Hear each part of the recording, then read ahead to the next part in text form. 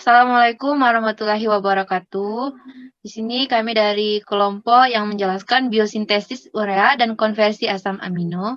Saya sendiri, Noza Alika Putri, teman-teman saya, 1. Dia Sarsiwi Hamurwani, 2. Alemina Pintanta Nasution, 3. Dimas Hadi Wijaya, 4. Agustin Putri, 5. Rekianto Setiawan Bahar. Di sini untuk materi pertama, saya sendiri yang akan menjelaskan. Biosintesis urea. Pada biosintesis urea ini ada Hans Krebs dan Karl Henseleit pada tahun 1932 mengemukakan serangkaian reaksi pembentukan urea.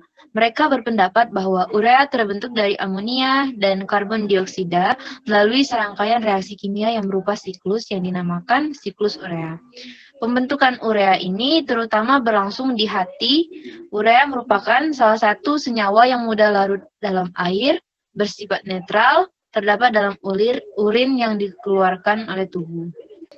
Di sini terdapat gambaran tahapan proses yang terjadi di dalam siklus urea. Sedikit saya terangkan di sini pada proses yang pertama terjadi itu enzim karbamyl fosfat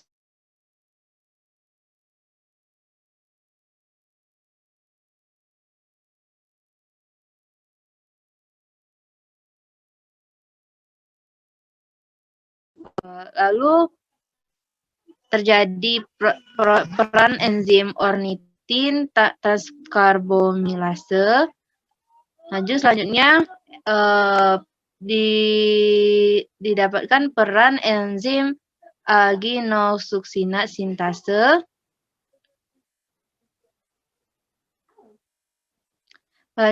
Terus ada lagi peran dari enzim ornitin. Biosintesis urea juga terjadi melalui beberapa tahap, yaitu 1. Transaminasi, 2. Deaminasi, 3. Reaksi siklus urea. Untuk tahapan proses yang terjadi pada siklus urea nanti yang digambarkan sebelumnya akan dijelaskan oleh teman-teman saya lebih rinci. Materi selanjutnya akan dibacakan oleh saudari Dia. Proses yang pertama yaitu transaminasi. Pada proses transaminasi ini, gugus amin dari asam amino dapat ditransfer ke alfa-ketoglutarat. Kemudian dari alfa-ketoglutarat ini akan membentuk glutamat dan alfa-ketoasid. Kemudian glutamat yang terbentuk akan dikonversikan menjadi alfa-ketoglutarat dan amonia bebas. Enzim aminotransferase dapat memindahkan gugus amin kepada alfa-ketoglutarat sehingga akan membentuk glutamat. Reaksi yang terjadi pada proses ini dapat dilihat dalam slide, yaitu glutamat ditambah alfa-ketoasid akan membentuk alfa-ketoglutarat dan alfa-aminoasid. Kemudian di sini ada transaminasi, yaitu perpindahan gugus amino menuju ke suitable ketoasid receptor. Asam amino ini mengalami transaminasi dengan katalis transminase dengan substrat alfa-ketoglutarat dan menjadi glutamat. Reaksi di bawah yaitu reaksi yang menjelaskan tentang terjadinya proses transaminase. Kemudian tahap selanjutnya yaitu proses deaminasi oksidatif glutamat. Pada proses ini, gugus amin dari glutamat akan dihilangkan dan memerlukan enzim hepatik L-glutamat dehidrogenase atau GDH. GDH ini dapat diaktifkan dengan NAD+ atau NADP+ sebagai oksidoreduktan. Hasil pada proses ini berupa amonia. Setelah mengalami pelepasan gugus amin, asam amino dapat memasuki siklus asam sitrat melalui jalur yang beraneka ragam. Selanjutnya gugus amin yang dilepaskan dari glutamat ini akan menjadi ion amonium dan selanjutnya akan masuk ke dalam siklus urea yang ada di dalam hati. Kemudian akan dilanjutkan oleh teman saya Alemina Pintanta. Reaksi siklus urea ini terbagi oleh 5 tahap, yaitu pertama sintesis karbonil fosfat, yang kedua ada pembentukan citrulline, yang ketiga ada pembentukan asam argininosuksinat, yang keempat ada penguraian asam argininosuksinat, yang kelima ada reaksi penguraian arginin. Tahap pertama yaitu Sintesis karbonil fosfat. Dalam reaksi pembentukan karbonil fosfat ini, nantinya 1 mol amonia akan bereaksi dengan 1 mol karbon dioksida dengan bantuan enzim karbonil fosfat sintetase. Reaksi ini nantinya akan membutuhkan energi yang akan melibatkan 2 mol ATP yang akan nanti diubah menjadi ADP. Di samping itu, sebagai kofaktor dibutuhkan Mg2 positif dan N-asetil glutamat. Reaksinya dapat dilihat di bawah slide. Yang kedua ada pembentukan sitrulin. Karbonil fosfat dari tahap pertama tadi akan bereaksi dengan ornitin yang nantinya akan membentuk sitrulin. Dalam reaksi ini bagian karbonil bergabung dengan ornitin dan memisahkan gugus fosfat. Sebagai katalis pada permukaan sitrulin adalah ornitin transkarbamilase yang terdapat pada bagian mitokondria pada sel hati. Reaksinya dapat dilihat di bawah slide. Ada pembentukan asam arginino-suksinat.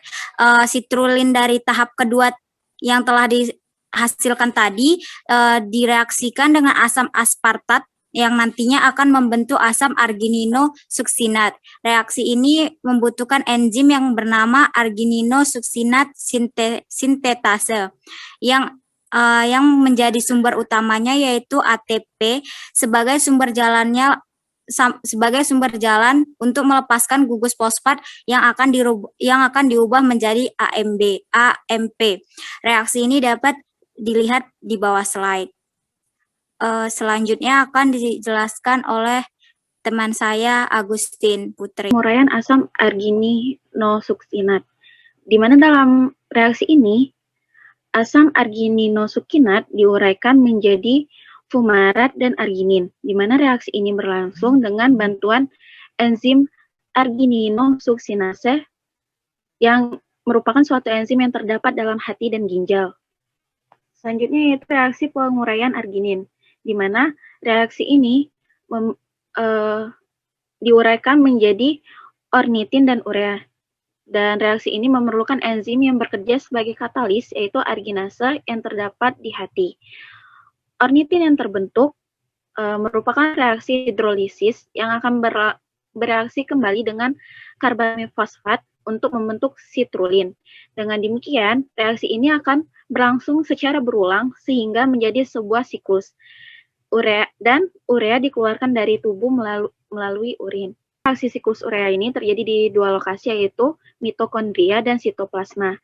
Dan reaksi secara keseluruhan yang terjadi dalam siklus urea ini yaitu 2NH3 ditambah CO2 tambah 3 ATP plus 2 H2O menghasilkan urea plus 2 ADP plus AMP plus 2 PI plus PPI. Adapun pengaturan dari siklus urea ini yaitu di mana N-asetil glutamat merupakan aktivator yang penting untuk karbamil fosfat sintase, di mana tahapannya ini membatasi laju siklus urea.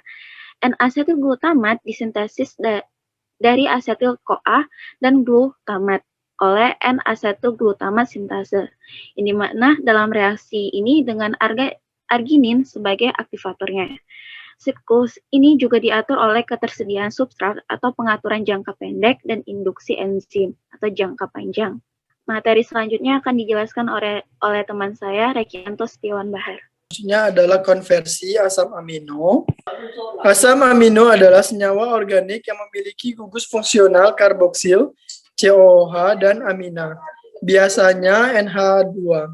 Pada asam amino, gugus amino terikat pada atom karbon yang berdekatan dengan gugus karboksil, C-alfa.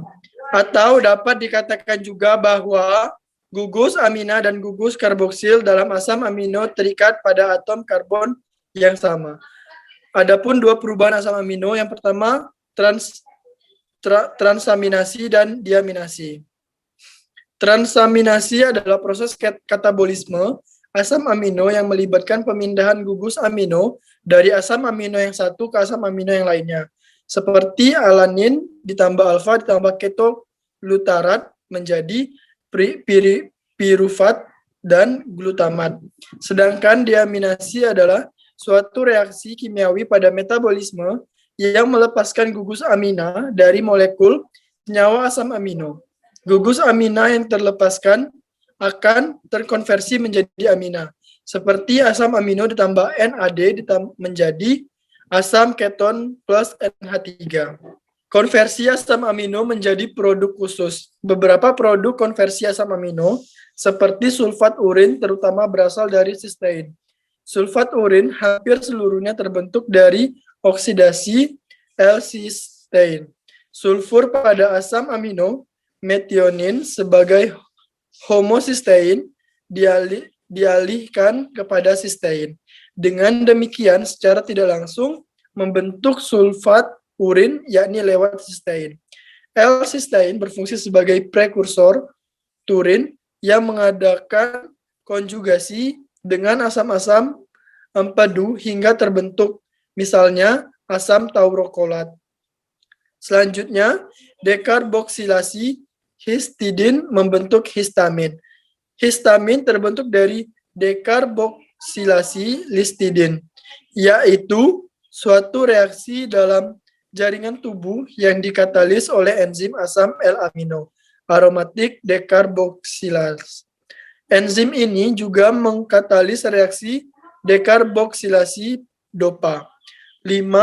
Hidroksitriptofan, fenilamin, tirosin, dan triptofan. Senyawa histin yang terdapat dalam tubuh mencakup ergothionein yang ditemukan dalam sel darah merah serta hati. Senyawa 1-metilhistidin yang ada dalam urin manusia mungkin berasal dari anserin. Untuk selanjutnya akan dijelaskan oleh Dimas. Triptofan membentuk serotonin. Lintasan sekunder untuk metabolisme triptofan melalui dihidroksilasi menjadi 5-hidroksitriptofan.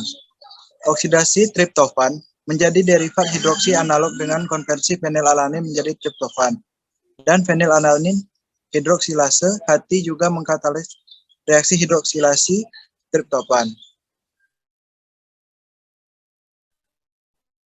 Dekarboksilasi 5-hidroksitriptofan membentuk 5-hidroksitriptamin atau serotonin, yakni suatu fosfokontriko kuat dan perangsang kontraksi otot polos.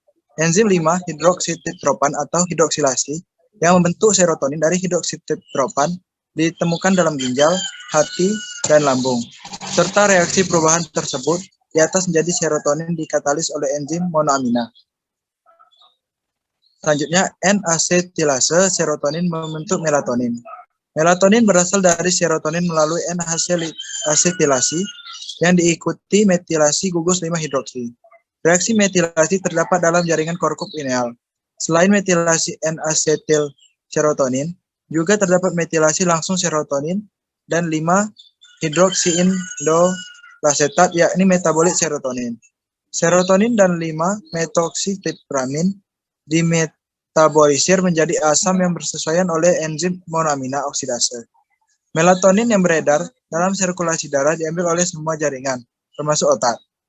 Selanjutnya, gamma aminobutirat yang dibentuk dari glutamat dikatabolisir menjadi suksinat semialdehid. GABA dibentuk melalui dekarboksilasi L-glutamat, suatu reaksi yang dikatalis oleh enzim yang tergantung pada piridoksal fosfat L-glutamat dekarboksilase. Kreatinin terbentuk dari 3 asam amino, glisin, arginin, dan metionin. Keratin terdapat di dalam otak, dan darah, baik secara fosfokreatin maupun dalam bentuk bebas. Keratin dalam jumlah kecil ditemukan pada urin normal. Kreatinin yaitu bentuk anhidrida keratin. Sebagian besar dibuat dalam otot melalui proses dehidrasi non-enzimatik keratin. Non-enzimatik keratin fosfat yang irreversibel. Untuk sintesis keratin, 3 asam amino glisin, arginin, dan myotonin terlibat secara langsung. Reaksi pertama berupa transmediasi arginin menjadi glisin untuk membentuk guanidoasetat atau glikosiamina. Reaksi ini terjadi dalam ginjal dan bukan dalam hati ataupun otot jantung. Sintesis kreatinin disempurnakan melalui mengregulasi glikosiamina oleh metionin aktif dalam hati. Selanjutnya yaitu asam amino sebagai perazat dan produk khusus. Yang pertama yaitu glisin. Glisin menghasilkan produk khusus yaitu berkaitan dengan sistem heme, sintesis furin, sintesis glutasin, asam glikoholat, sintesis kreatinin. Yang kedua yaitu asam amino sebagai perazatnya yaitu metionin, yaitu memiliki produk khusus donor gugusan metil. Arginin memiliki produk khusus sintesis kreatinin. Histidin memiliki produk khusus histamin. Triptofan memiliki produk khusus serotonin, melatonin. Fenilalanin dan tirosin memiliki produk khusus melanin, adrenalin, noradrenalin, tiroksin. Glutamat memiliki produk khusus gamma amino butyric acid atau GABA sama dengan neurotransmitter. Terima kasih, saya kembalikan ke moderator. Itulah presentasi dari kelompok kami. Apabila ada salah kata, kami mohon maaf. Wassalamualaikum warahmatullahi wabarakatuh.